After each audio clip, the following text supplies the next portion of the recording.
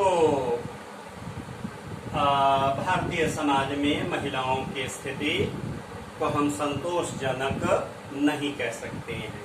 अगर हम महिलाओं का राजनीतिक प्रतिनिधित्व देखें, भारतीय राजनीति में महिलाओं की भागीदारी देखें, तो वहां तो महिलाओं की स्थिति और भी चिंताजनक है। लोकसभा में कभी भी महिलाएं 10% से ज्यादा नहीं रही। पहली बार 2014 के चुनाव में लोकसभा में महिलाओं का प्रतिनिधित्व 12% रहा।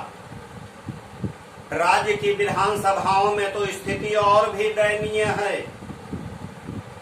वहां तो महिलाओं की भागीदारी, महिला प्रतिनिधित्व 5% भी नहीं है।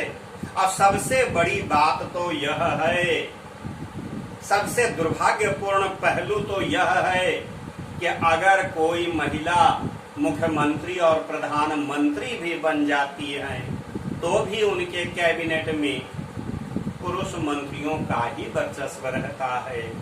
महिला हो करके भी कैबिनेट में महिलाओं के लिए स्थान सुनिश्चित नहीं कर पाती। यही कारण है कि भारत जैसे देश में महिला प्रतिनिधित्व के मामले में भारत अफ्रीका और लैटिन अमेरिका से भी काफी पीछे है। भारत से तो कहीं ज्यादा महिला प्रतिनिधित्व अफ्रीका और लैटिन अमेरिकी जैसे देशों में हम तो उनसे भी पीछे हैं। लेकिन चलिए, ये संतोष का विषय है कि ग्राम पंचायतों में, नगर पालिका, महापालिकाओं में, यानी कि स्थानीय शासन में महिलाओं को 33% का आरक्षण दे दिया गया है। और यही कारण है कि स्थानीय निकायों में महिला जनप्रतिनिधियों की संख्या आज की तारीख में 10 लाख से भी अधिक हो गई है। यह एक संतोष का विषय है, लेकिन हमें इतना ही में संतोष नहीं करना है। होना तो यह चाहिए कि लोकसभा, राज्यसभा और विधानसभाओं में भी महिलाओं के लिए कुछ सीटें आरक्षित कर देना चाहिए। वैसे तो 2010 में राज्यसभा में महिला आरक्षण बिल पारित तो हो गया, लेकिन अब कुछ कारणों से ये लोकसभा में आज तक लंबित पड़ा हुआ है, वहां पारित नहीं हो पाया है। तो ऐसी स्थिति में राजनीति में महिला प्रतिनिधित्व में सुधार करने की बड़ी जरूरत है। अब सुधार करने के लिए आप क्या सुझाव दे सकते हैं, क्या उपाय कर सकते हैं? तो सबसे पहली बात तो यह है कि महिला साक्षरता दर को बढ़ाया, क्योंकि जब महिलाएं शिक्षित होंगी तब वो अपने अधिकार और कर्तव्यों को भी भली भांति समझ पाएंगी, उनमें जागरूकता आएगा, तो निश्चित सी बात है कि वह समाज और राजनीति में एक बड़ी भूमिका निभाने के लिए तैयार हो पाएंगे। दूसरी बड़ी बात यह है कि भारत जैसे देश में, जो कि दुनिया का सबसे बड़ा लोकतांत्रिक देश है, यहाँ 750 से भी अधिक राजनीतिक दल हैं, तो हर राजनीतिक दल में महिलाओं को कुछ महत्वपूर्ण पद और स्थान देने का प्रयास होना चाहिए, ताकि महिला प्रतिनिधित्व बढ़ सके। और जैसा कि चर्चा ऊपर हो चुकी है कि लोकसभा है, राज्यसभा है, विधानसभा है, इस तरह से और भी जो भी निर्वाचित संस्थाएं हैं, वहां महिलाओं के लिए कुछ सीटें आरक्षित कर देना बहुत जरूरी होगा। हमारे समाज, भारतीय समाज एक रूढ़िवादी समाज है, जिस कारण लैंगिक असमानता को आज 21वीं शताब्दी में भी कई ऐसे कारण हैं जिनसे कि लैंगिक असमानता को बढ़ावा मिलता है। इसमें सुधार करने की सबसे ज्यादा जरूरत है। अब लैंगिक असमानता को बढ़ावा देने वाले वो कौन से कारक हैं? तो सबसे पहला कारक तो यह है कि लड़कों की शिक्षा पर अधिक ध्यान दिया जाता है और लड़कियों की शिक्षा पर कम ध्यान दिया जाता है।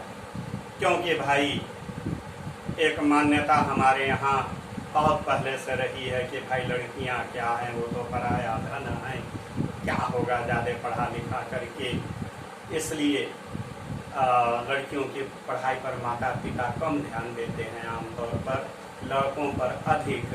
लेकिन यदि आप रिजल्ट देखें तो लड़कियां लड़कों से बहुत आगे दिखलाई देती हैं, लेकिन फिर भी लड़कियों की शिक्षा दीक्षा पर कम ही ध्यान दिया जाता है, जिससे कि लैंगिक असमानता को बढ़ावा मिलता है। दूसरा है पुत्र प्राप्ति की कामना। और माता पिता की यह ख्वाहिश होती है कि भाई लड़का हो, पुत्र की प्राप्ति हो, पुत्र का जन्म हो। आप पुत्र के जन्म पर कैसी खुशियां मनाई जाती हैं, ये तो आप भी अपने परिवार में रहकर समझ सकती हैं। आज भी लड़कियों का जन्म लेना दुख का कारण माना जाता है, जिससे कि लैंगिक असमानता को काफी बढ़ावा मिल जाता है। कहने के लिए तो यह प्रयास किया जा रहा है कि भाई लड़के और लड़कियों में कोई अंतर नहीं है, जो काम लड़के कर सकते हैं वो सारे काम लड़कियां कर सकती हैं और कर रही हैं। फिर भी पुत्र प्राप्ति की कामना रहती है, जिससे कि लैंगिक असमानता को बढ़ावा मिलता है। सार्वजनिक क्षेत्र में कार्य करना महिलाओं के लिए अच्छा नहीं माना जाता है। आज भी यही परंपरा है कि भाई महिलाएं घर में ही अच्छी लगती हैं, घर में रहें, घर का काम धाम करें।